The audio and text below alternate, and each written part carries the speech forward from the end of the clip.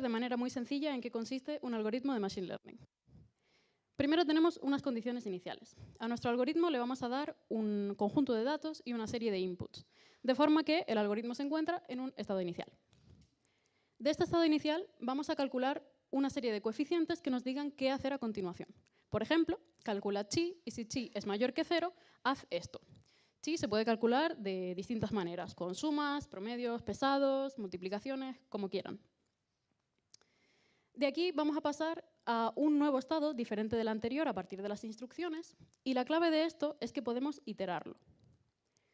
Cada nuevo estado va a llevar al sistema va a llevar a unos nuevos coeficientes y estos de nuevo a un nuevo estado, de forma que esto se va repitiendo hasta que llegamos a una cierta condición que detiene el algoritmo y determina los resultados finales. En esta introducción tan general hemos supuesto que de los inputs originales se pueden calcular los coeficientes que nos dan las instrucciones. Pero todos conocemos ejemplos de inputs de Machine Learning que no son números. A veces lo que le introducimos al sistema son palabras o un texto complejo. A veces introducimos imágenes y queremos obtener una imagen similar. En estos casos está claro que vamos a tener que traducir estas variables a números, y esto se puede hacer de distintas maneras. Por ejemplo, utilizando los valores RGB de los píxeles de la imagen o mediante un sistema de traducción o de codificación que nos lleve las palabras a vectores numéricos, y a partir de aquí ya podemos utilizar el algoritmo con normalidad. Bueno, después de esta introducción express vamos a ir al tema que realmente nos concierne, y es que yo les voy a hablar del algoritmo K-means, cuyo objetivo es encontrar grupos de elementos similares dentro de un conjunto de datos que en principio no tiene separaciones reales. Supongamos que yo desparramo unas canicas sobre una mesa y yo le digo a mi algoritmo: agrúpame estas canicas en un número k de grupos donde las canicas de un mismo grupo estén cerca. K lo decido yo, 2, 3, 40, los que sean. Estas canicas están caracterizadas por una posición X y una posición Y en la mesa.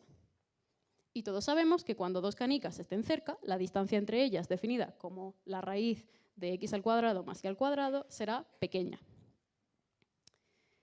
El caso de k igual a 1, es decir, un solo grupo, es que me las agrupe todas juntas. Esto no me sirve para nada, así que vamos a pasar directamente al caso de k igual a 2. Lo primero que va a hacer el algoritmo es generar sus condiciones iniciales. Y yo le he dicho que quiero dos grupos. Por lo tanto, K-means va a seleccionar al azar dos canicas, por ejemplo, estas dos, y va a colocar encima de ellas una canica virtual, una canica fantasma, que se llama centroide, y las vamos a indicar con unas banderitas naranjas para que no me las pierdan de vista. Después vamos a asignar cada canica al centroide que le quede más cerca. Hemos calculado la distancia de todas las canicas a todos los centroides y asignamos cada una a la que le quede más cerca. Evidentemente, la canica que tiene encima un centroide pues se va a asignar a ese mismo. Y de esta manera vemos que se forman dos grupos. Tenemos uno a la izquierda y uno a la derecha. En este caso, los dos grupos tienen el mismo número de canicas, pero esto en general no tiene por qué ser así. Este es el final de la primera iteración. Pero recordamos que ahora tengo que iterar, tengo que repetir el proceso. Vamos a intentar alcanzar la distribución óptima recalculando los centroides. Los nuevos centroides se calculan como el promedio de todas las canicas asignadas a cada grupo. Si lo queremos ver de otra manera, supongamos que todas las canicas tienen la misma masa y calculemos el centro de masas. Entonces, a la izquierda tenemos este nuevo centroide y a la derecha tenemos este. Y además vemos que los centroides ya no están encima de una canica real, son canicas fantasmas, por eso son translúcidas. Vale. Repetimos el proceso, asignamos cada canica a su centroide que le quede más cerca. Y vemos que en este caso tenemos exactamente los mismos grupos. Aunque los centroides se hayan movido, los grupos son los mismos. Y aquí podemos decir que, como el estado del sistema ya no va a cambiar, hemos alcanzado la convergencia. Además, podemos definir una métrica de éxito que nos dice cómo de buena es la distribución. Si los grupos realmente tienen canicas que están cerca o no están cerca. En este caso, la inercia se define como la suma de las distancias de todas las canicas a su respectivo centroide al cuadrado. Y en este caso me tienen que creer que la inercia es 20 y esta es la mejor distribución posible en dos grupos. Supongamos que cogemos dos centroides iniciales diferentes. Escogemos estos dos y les colocamos la banderita. Asignamos de nuevo cada canica a su centroide más cercano. Y ahora vemos que tenemos dos grupos distintos. Ahora tenemos uno arriba y otro abajo. Pero yo les he dicho que la distribución óptima no es esta, sino la anterior. Vamos a ver si iterando podemos solucionarlo. Recalculamos los centroides como la suma de todas las canicas asociadas, reasignamos canicas y vemos que nos quedamos con los mismos grupos que antes. Es decir, que nos hemos atascado en una distribución que es buena, pero no es la ideal. La inercia en este caso es de 22,6 y como recordábamos antes era de 20. Esto nos dice que esta distribución es peor. Y el hecho de habernos atascado es algo que es muy recurrente. En Machine Learning no solamente pasa en K-means, sino en otros algoritmos también. Se llama convergencia a un mínimo local, en lugar del mínimo global o absoluto. Recordemos que esto nos ha sucedido porque hemos elegido unos centroides iniciales diferentes. Entonces, esto nos da una pista de que los inputs que escojamos van a ser conducentes a buenos resultados o no buenos resultados. En el caso de K-means, esto se puede solucionar de dos formas. La primera es escoger los centroides iniciales utilizando otro algoritmo distinto que los escoge de forma óptima. La segunda solución es que corramos el algoritmo diversas veces y simplemente nos quedamos con los mejores resultados de todos los intentos. Bueno, llegados a este punto deberían tener dos preguntas muy importantes que hacerme. La primera, ¿por qué nos interesa agrupar canicas? ¿Qué relevancia tiene esto? Y la segunda, ¿por qué necesitamos inteligencia artificial para hacer semejante chorrada? Esto prácticamente se puede hacer a ojo. La respuesta a la primera pregunta es que no tenemos por qué tener canicas. Podemos tener, por ejemplo, los clientes de una óptica. Y en vez de tener la posición en X y la posición en Y de una mesa, podemos tener la edad de los clientes y su salario anual. Utilizar K-means sobre estos datos nos creará grupos distintos de clientes similares entre sí. Y podemos coger el grupo de clientes de edad avanzada y de mucho salario y recomendarles unas gafas progresivas de alta calidad. O podemos coger el grupo de clientes de jóvenes y de bajo salario y mandarles una oferta de gafas de sol modernas. La respuesta a la segunda pregunta, ¿por qué usar inteligencia artificial?, es que en general no vamos a tener conjuntos de datos solo en dos dimensiones. En general vamos a tener un número arbitrario n de dimensiones. Podemos añadir un eje y tener la edad, el salario anual y la graduación de la vista de cada uno de los clientes. Podemos tener las transacciones totales en el último año. Podemos tener, esto ya no se puede visualizar, por eso pongo este cubo. Podemos tener la fecha de alta en el sistema, podemos tener el dinero gastado en la tienda, podemos tener el horóscopo. Bueno, a ver, un momento. Aquí hay una lección importante y es que no todos los datos que se puedan recoger van a tener relevancia en nuestro objetivo científico. Y por tanto tenemos que realizar una serie de decisiones sabias al principio del proceso para ver qué datos estamos utilizando. Otro ejemplo de por qué tenemos que usar inteligencia artificial es que podemos tener unos espectros estelares y queremos agrupar espectros similares. Aunque esto parezca una línea continua, observacionalmente está compuesto por muchos puntos distintos, a distintas longitudes de onda, cada una con un valor de intensidad.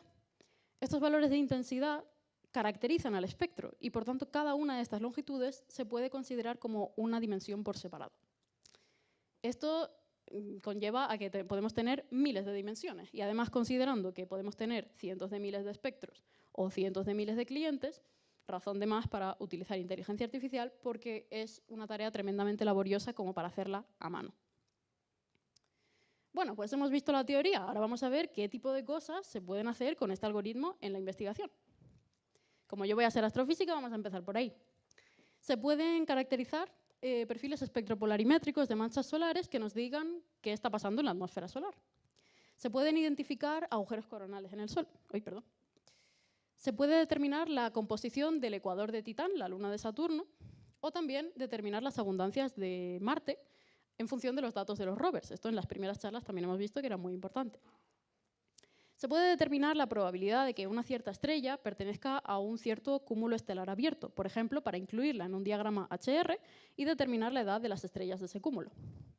O podemos determinar inicios o predecir inicios de llamaradas solares que pueden tener un gran impacto en el clima espacial y afectar a satélites, a astronautas o incluso a viajeros en avión. En otros ámbitos también se pueden detectar inicios de terremotos, que evidentemente es muy importante. O también predecir o ayudar a predecir el cáncer de mama o el cáncer de piel. Evidentemente también es importantísimo.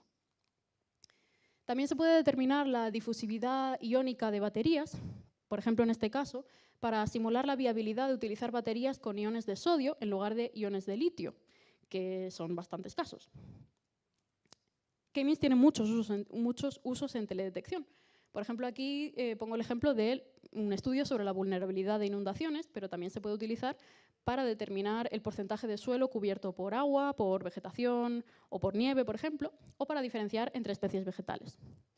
Y aparentemente también se puede utilizar para contar larvas de gamba o para determinar o detectar lesiones en hojas de calabacín infestadas por hongos. Está claro que hay trabajo para todos. Así que con lo que quiero que se queden de esta charla es que existe un algoritmo sencillo que permite agrupar cosas y encontrar similitudes en un conjunto de datos, en principio muy amplio, y que si se ajusta a sus objetivos científicos lo pueden utilizar, ya sea para investigar estrellas, para predecir cáncer, para prevenir desastres naturales o para contar gambas. Muchas gracias.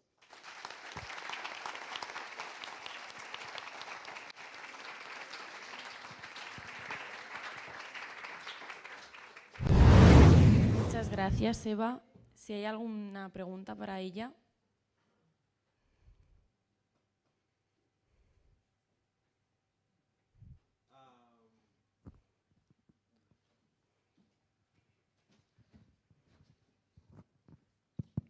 Vale. A mí me gustaría que entraras un poco más en detalle en cómo aplicas esto por ejemplo, a las líneas espectrales de las estrellas o sea, no me queda muy claro. ¿Creas modelos y los comparas con tus datos o...? Vale, lo que podemos hacer es, en principio tenemos un conjunto de datos, que tenemos un píxel y cada uno de estos píxeles tiene un espectro. Y aquí en general vamos a tener muchísimos datos, porque en astrofísica tenemos, como dijo Tania antes, el problema del Big Data, tenemos muchísimos datos, los telescopios están funcionando constantemente y no sabemos qué hacer con tantos datos. Por lo tanto, lo que puede ayudar este algoritmo es a que si pasamos estos espectros por un K-means, en este caso, podemos obtener grupos de espectros similares y utilizar solamente el promedio para deducir qué es lo que va a pasar a partir de ese espectro. Por ejemplo, si tenemos un píxel con un espectro del Sol, pues ese espectro lo podemos pasar por un programa que nos dice qué está sucediendo en la atmósfera del Sol, qué temperatura hay, qué campo magnético hay. Y esto puede ser un proceso tremendamente costoso computacionalmente y, por ejemplo, si utilizamos este algoritmo para reducir el volumen de datos, esto puede ser muy beneficioso porque tardamos muchísimo menos tiempo en utilizar este programa. Y además nos podemos quitar un poquito de ruido porque estamos haciendo promedios al fin y al cabo. Y en el caso de tener, por ejemplo, si tuvieras líneas que tú no has usado para entrenar tu K-means, digamos, ¿cómo afecta eso? ¿Te daría un error o qué te diría? Un error no, pero en caso de tener unos espectros que son diferentes, o incluso de una estrella diferente, porque puede tener procesos físicos diferentes y la forma de las líneas es distinta, pues en este caso tendríamos que volver a entrenar el algoritmo. Por ejemplo, si tenemos un conjunto de datos muy grande de estas líneas, por ejemplo, que son las líneas de magnesio 2 del Sol, pues no habría que entrenarlo otra vez si estamos otra vez observando la misma línea en la misma estrella. Pero en otros casos pues sí que habría que volver a correr el algoritmo. Dependiendo de los datos que tengamos, pues se podrá aplicar otra vez o habrá que volver a entrenarlo.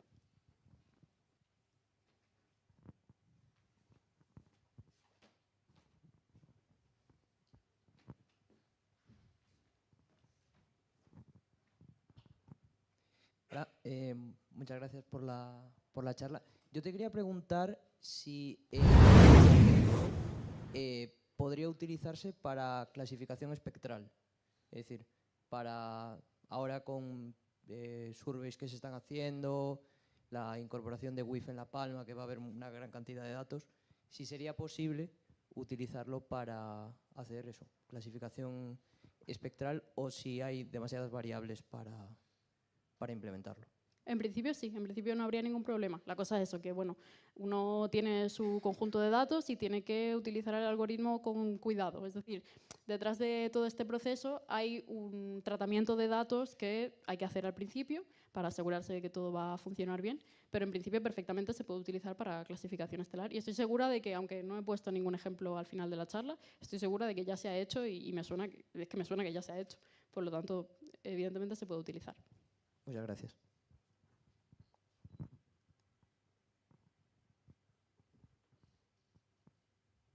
Muy bien, pues yo tengo una pregunta para Eva, personal. Muy bien. Ya que has mencionado la relevancia de las inteligencias artificiales, ¿qué opinas que nos haga el TFG una inteligencia artificial? A ver, la inteligencia artificial tiene que usarse de forma sabia. Es decir, uno puede utilizarlo para quitarse datos de en medio, porque bueno, el objetivo científico requiere que esto se haga de una forma más rápida, pero bueno, hay cosas para las que se tiene que utilizar y otras cosas igual no. Muy bien, pues muchísimas gracias, Eva. Un aplauso para ella, por Muchas favor. gracias.